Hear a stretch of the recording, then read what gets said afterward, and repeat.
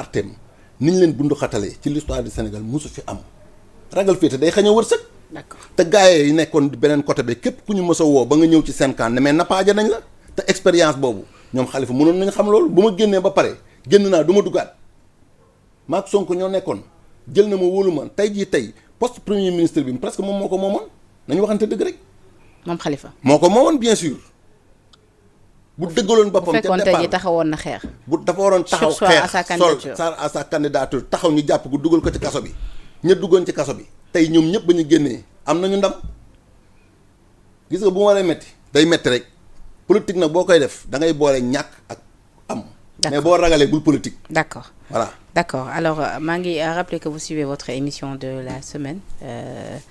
tous les vendredis di entre elles tey nag ñu soppi ko def ko entre elles recevoir ci ki nga xamante ni moom moo di Guèye Para chroniqueur am ci li nga xamante maa ngi lay gis nag Guèye gars yaa ngi lay may ay kër yu bëri ci li nga xamante ni moom moo di commentaire yi Sénégal ñëpp la bëgg donc Ouleye Ousmane Sonko dafa recevoir ki nga xamante ni moom moo di Jean-Luc Mélenchon donc ci ba mu ko recevoir ñu amal ñoom ñaar ab conférence co-animée foofee ca amphithéâtre bu UCAD amoon comme thème également l'avenir des relations Europe-Afrique donc ci boobule daje ak étudiants yi ñu waxtaanee lu bëri bokk na ci ponk yi ñu waxtaanee situation bu Palestine suñuy ressources naturelles également bokk na au cœur des échanges suñu wàllu monnaie. ñu taxawaneegum foofu laata ñu ñëw ci yeneen propos ñu fa tenir jëm ci wàllu homosexualité ak ci wàllu polygamie et autres d'ailleurs maa ngi gis ñu bëri ci presse bi ñu ngi gën a focus là-dessus mais je pense que ni li ñu fa waxtaanee yëpp am solo donc bu ñu taxawee ci li nga xamante ni moom moo ñeel suñu monnaie Ousmane Sonko ci ndaje bi xam le ne lu ni mel option la dàq ñu ko bokk na bu baax a baax ci seen programme mais fi ñu toll nii loolu dafa laaj ñu taxaw ci def ci ay taxaw seetlu def ci ay ndaje organisé wu ngir ñu mën caa jëm en définitive dafa bëgg wax ni lu ni mel moom peut-être à long terme lu ñu mën a réussir la mais pas actuellement fi ñu toll nii. Penda d'abord suñu ñëwee ci pas dans le fond mais sur la forme sur la forme d'abord oui si tu veux. J'aimerais d'abord féliciter Ousmane Sonko de par discours bi nga xamante ne tenir na ko devant Mélenchon mais defu ko d'abord seulement devant Mélenchon defu ko d'abord seulement devant les étudiants du Sénégal defu son numtali ci posture bu mu am tenir ko seulement national du nekkul posture nationale mais dafa nekkoon d'abord africaine ba pare nekk international Ousmane Sonko dañ doon wax je reste toujours lay rappeler léegi thème bi donc voilà sur ne Ousmane Sonko pour l'Afrique c'est quelqu'un c'est un panafricain mais il n'est plus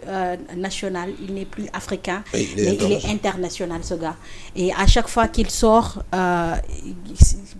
heureusement pour nous et j'espère que ça va être très très très souvent bu génnee rek du def actualité Sénégal mais dafay def actualité Afrique et l'actualité en international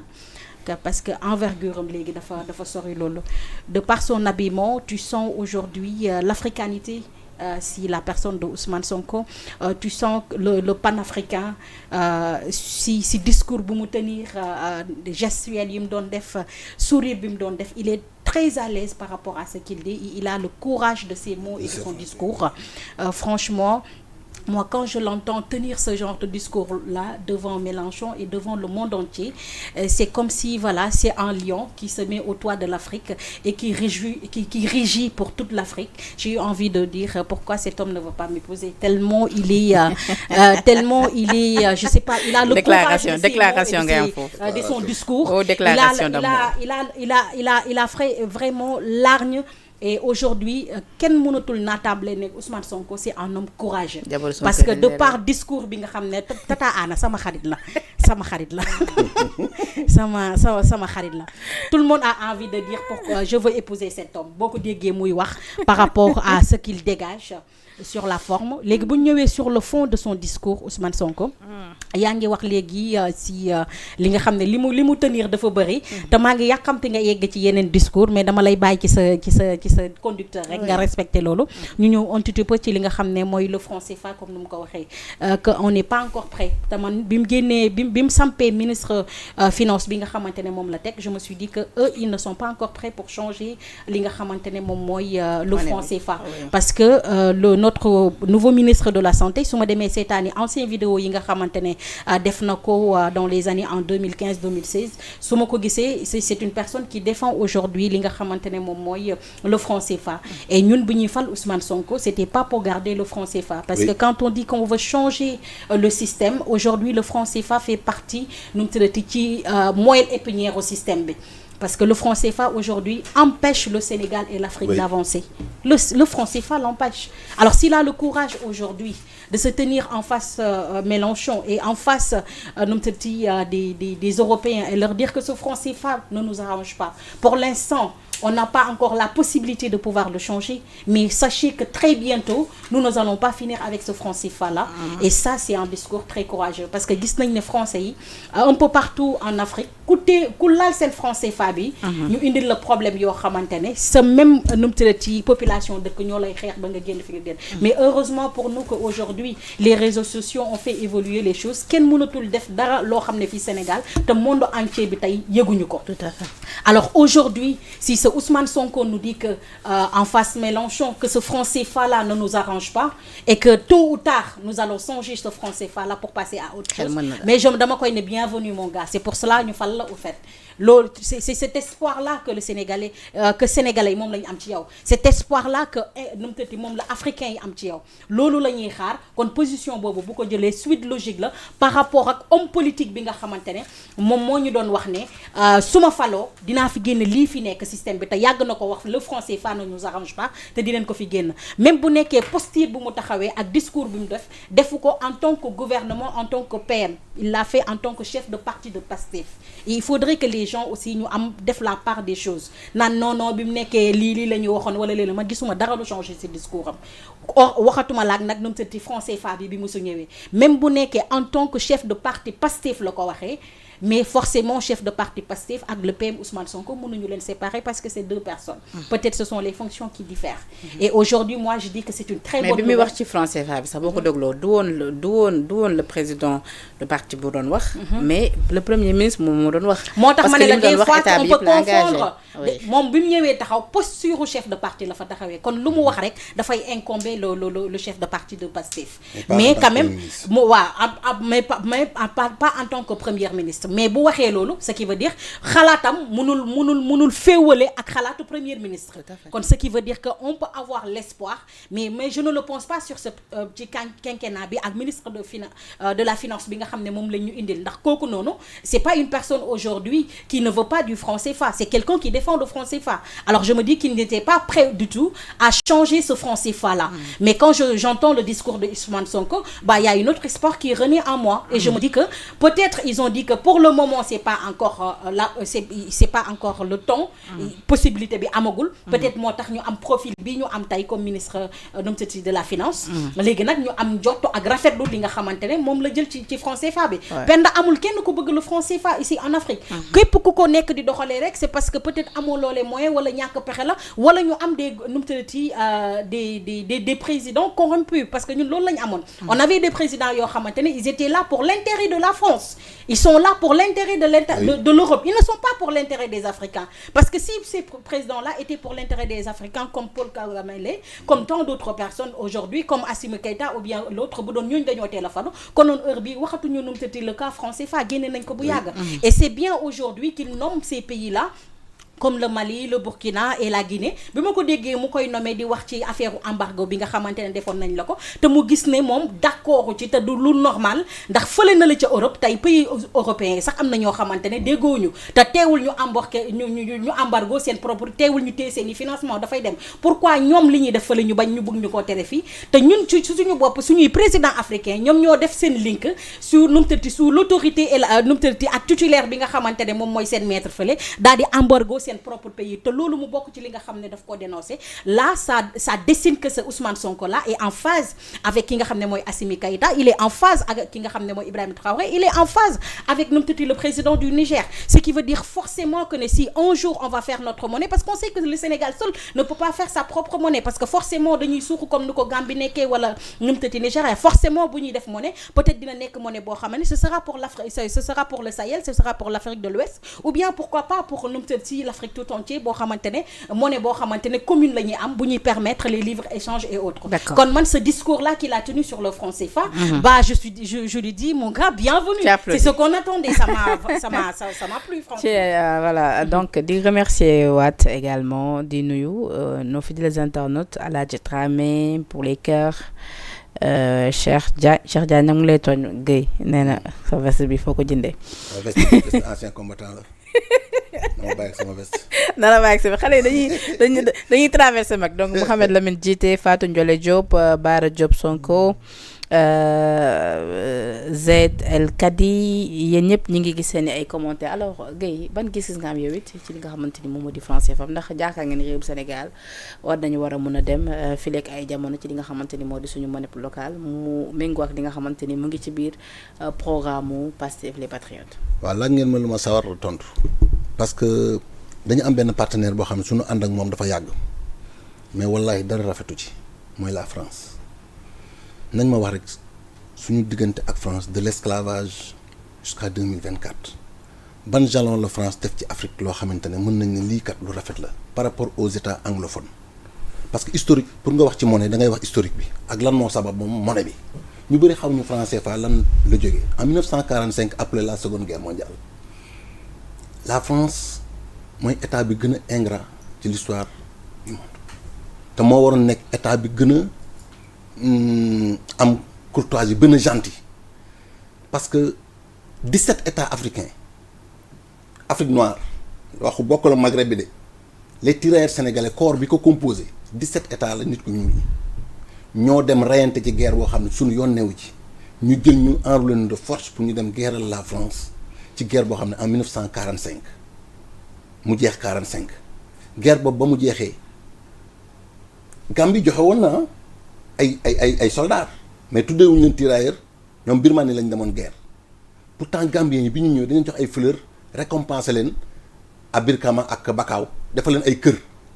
mais la France a préféré massacrer ses tirailleurs à Thiaroye parce que lan la dañ doon laaj seen monnaie des gens désarmés par le général Marcel Dagnan à Hugo Bozell ñu def benn mensonge d'état def na 35 morts 35 blessés te ba tey maa ngi xeex combat boobu. blessés yi nga xam ne ñoo nekkoon hôpital principal sax dañu leen a fekk foofu achevé leen bien sûr kon France musuñu am baax ci ñun Afrique te seen intérêt rek lañ fi am di ko tub la France s'est fait construire par le sang et la sueur des Africains noonu lañ tabaxee France bu demee ba nekk 4e pays bi ëpp or ci àdduna bi c'est parce que Afrique moo ko permettre loolu or boobu ñu jëloon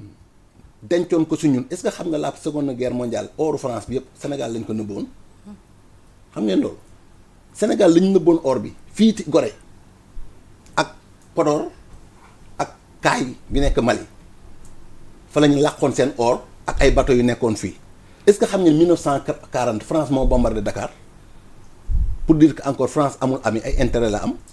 or boobu ak bateau navire yi nekkoon fii ñoo ñëwoon ak bateau anglais yi ñëw pour récupérer ci matériel bi ñu nëbboon fii après la seconde guerre mondiale gis nga boo yéegee Gorée Kumba Castel kano bu ngand boobu ngeen di gis ci kaw moo riposté woon pour pousser bateau anglais yi ñu dem ci la ñu bombardé Dakar mu am ay sénégalais yu bëri yu dee France mosuñu am arrêt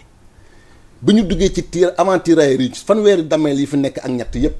France da leen a faagagal Sénégal buur bi fi mës a am 30 ans wala 50 ans amul rey nañ la tyrannie boo xam ne ñun mënuñu bëgg France c'est pas possible léegi nag ñu fabriquer ay valets ak ay nit yoo xam ne dañu toog pour défendre seen ay intérêt France tey jii li nga xam ne moo di Niger ak Mali ak Burkina dafa am benn ras-le-bol boo xamante ne dañu dem ba comprendre ko mooy génération ñoom Ousmane Sonko yi nga xam ne ñoom nooy doog a ñëw plus jamais ça la mag ñi fi nekkoon dañu ñëw ànd ak France kenn ku ne xam nga ne le président Macky Sall sama xarit la maa ngi koy nuyu de passage mais ku nekk xam nga ne Macky Sall xaritu France la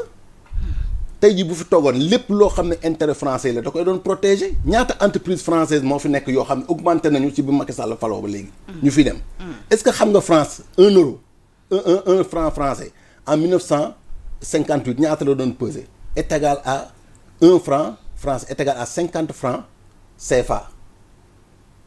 en 1950 loolu la doon peser tey jii uranium mi ngi ci kilo bi $45 US. benn kilo d'uranium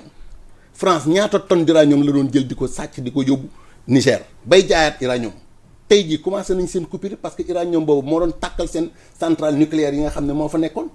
tey jii le franc CFA bi nga xam ne ñun moom la ñu am France garanti ko di ko dem ba Chamalières en France di ko fabriquer tey su fekkee ne France li muy dundee mooy loolu ak compte d'opération yi nga xamante ne moom la ñuy jël ci franc CFA bi tey jii ñun boo demoon France di fa voyager tey boo demoon yóbbu sa 1 million de francs CFA mais banque boo ko jox mu daw duñ ko jël. te ñoom ñoo garanti franc CFA bi defar ko foofu indi ko en retour tey France bépp transaction boo xam ne am na ko di ko lijjanti ak yeneen état yoo xam ne bokkuñu ci zone UMOA wala zone franc CFA bi il paye sur ses devises bu ñu rey ay franc CFA bi bu ci génne dañuy sonn non France tey bu fekkee dafay séq ak Nigéria wala Maroc wala Algérie ñuy def ay seen transaction il paye sur le si ay devises am moo xam en dollar wala en euro lay fay mais du leen fay franc CFA parce que la ndax amul monopole franc CFA bi compte d'opération yooyu moom lay dundee ñun suñu franc CFA bi nga xam ne ñun moom la ñu jël jox ñu ko 1945 ba léegi lépp loo xam ne moom la fi am France bu ñu waree fay au lieu ñu fay ñu ko ci franc en franc local nii da koy jël de ci yeneen ressources yi nga xam ne ñun Sénégal waroon nañ ci bénéficier wu ci moom lay jël calculer waat ko ëlbatiwaat ko dina ko joxaat bu ñu soxlaatee en kii mu demaat Chamalières fabriqué waat ay billets ñëw joxaat ñu ko en retour donc France exploitation bi nii lay demee léegi nag ci la téye suñu zircon téye suñu or téye suñu gaz téye suñu pétrole monopoliser économie au détriment des peuples africains ak sénégalais. mu nekk partenariat yi nga xamante moom rek moo ciy gagné. mu nekk partenariat boo xam ne ñoom rek ñoo ciy gagné. ñun duñu ay économistes ñun ay anciens militaires dong lañu li ñuy wax jànguñu ko foofu mais pour te dire que ne monde bi dafa virtuel te dañu dund ci benn monde boo xam ne dof amatul te nit ñi dañ leen daan naxee nax boo xamante ne loolu amatul léegi nag. dañu dem ba Niger xam ne bu ma tëjee sama bunt Mali tëj portam mais Mali ba ñu tëjee dàqee France ba léegi ñi ngi seen jàmm. trop jël va Wagner di leen jiiñ de terroriste. te pourtant France bañ fi nekkee ñoom ñoo tas Congo tas Centrafrique tas Libye tey jii lii Ousmane Sonko di wax discours bi muy ñëw di ko def tey ku yeewoon Kadhafi dana am une très grande fierté ci Ousmane Sonko ku yeewoon Julius Nyerere wala Thomas Sankara wala Ahmed Sékou Touré dana gën a bëgg ndax Sékou Touré disait si l'Occident vous félicite c'est parce que vous êtes mauvais pour ton peuple si jamais que man ma saluer Occident ñu may féliciter c'est parce que réellement je vous ai trahi Sékou Touré loolu la doon wax mu ne je préfère l'indépendance l'autonomie que la misère avec l'indépendance ñu créé ko def suñu fédération du Mali mais tubaab yi dañuy li ñu njëkk a def mooy nañu tas li parce que mosuñu bëgg Afrique ànd doon benn moo tax discours bi Ousmane Sonko wax ne je vais dinaa ranger wu ci samay côté frère mais ñooñu ñooy ay mbokkam bi ñu faloo Diomaye bu jëloon avion rek dem France ma weddi ko mais heureusement mu am mentalité toog ne taj toog place am loolu lu jaaxal tubaab yi la ndax président africain bi fi mës a fallu ci bokk ci français yaa xam Côte d'Ivoire nga wala Burkina jël nga avion dem nga nuyu ci say nijaay ñu jàppale dicté la oui le français ça se passe comme ça vous allez faire on va faire ça du dëgg France 35% PIB wu France Afrique lay jógee tey jii ñun bu ñu neexee gaal gi mu ko jox nii nañu préparer ñoom danañu jël Sénégal di ñëwaat Afrique moom la ko Ousmane Sonko jox defe naa jox ko leneen de gaal la ko jox sunu doom ñi ngi jël ay gaal di dem gaal googu mooy waaj leen seen gaal a ngi nii jël leen ko ngeen ñëwaat Afrique kon message la parce que sans l'Afrique la France n'existe pas te il faut que africains yi gëm loolu léegi nag valeurs yi nga xam ne ñoom ñoo fi nekk di protéger ay intérêts français ak yooyu ñoo fi nekk naan oui écoutez le franc CFA si on sort le franc CFA mais yow Mauritanie franc CFA la am Nigéria franc CFA la am Maroc franc CFA la am mais est-ce que ñoom dañu pauvre il faut qu'on arrête quand même ñun on préfère yor suñu monnaie locale boo xam ne tey bu ñu bëggee am suñu kilo ceeb dem Gambie gi nekk suñu wet ñu naan leen développé ñu dañoo sonn ñoo ngi tane mais Gambie ku bëgg añ da ngay añ ku bëgg reer da ngay reer ñun yëmbal beeji waaye benn baraag gi nga xam ne ñoo ñu dëkk Buun Kër Massar bu ñu añee du ñu reer 3 repas yi kenn mënatu ko assurer par jour te bu ñu jógee di sol suñuy costume naan France wu lan booy ànd ak nit ba yàgg te gisatoo ci sa bopp da ngay changer d'amis changer fusil d'épaule changer stratégie l'heure du changement a sonné phase bi ñu toll en 2024 c'est le paradigme de changement loolu la ñuy soxla ci tout nag changement bi mi ngi commencé ci suñu ay mentalité moo tax bis président Ousmane Sonko changé déguisement bi dafa am lu mu reflété dafa am message bu fort boo xamante ne moom la jox africain yi te loolu Thomas Sankara moo ko njëkk def jekki-jekki jël auto ministre yi changé di dawal ay R5 xaaral nga ko foofu ci tenue bi gaal baa ngi nii gaal gaa ngi nii parce que gaal gi mu jënd tey nee na ko jël leen gaal gi ñoo doon dugg waaj leen seen bopp ak seen i doom ngeen jëlaat gaal gi di ñëw boobaa Mauritanie ngeen yem parce que doon dugg Sénégal tey Sénégal mooy bañ ci wàllu munoo am or am zircon am lithium am pétrole mais li leen gën a garaaw sax du yooyu yëpp mais gaz bi mooy seen problème fi mu ne nii ak Sénégal ñëpp a ñu song ñëpp a ñu bëgg ñëpp a ñoom ils se disent que ni ñoom ak seen climat gaz bi ñoom ñoo ñu ko gën a soxla non ñu ko gën a soxla parce que gaz bi bu xam nga Ukraine yi Russie day tëj ndax Russie li mu leen tontu mooy yéen xañ leen yomb naa tëj seen relation ak Afrique vous êtes foutu te loolu moo am Mélenchon nag ñëw bu mu ñëw nii loolu la ñëw pour régler ko parce que bu fi baaxul Mélenchon xëy na dana tane tey jii Mélenchon bu ñëwee nag xam ne ñun préparé nañu discours boo xam ne bu dul fii di fii gagnant moo fiy nekk tollootuñu ci foo xamante ne coopération bilatérale moo war a dox suñu diggante ak ñoom bien sûr mais ci discours bi aussi tamit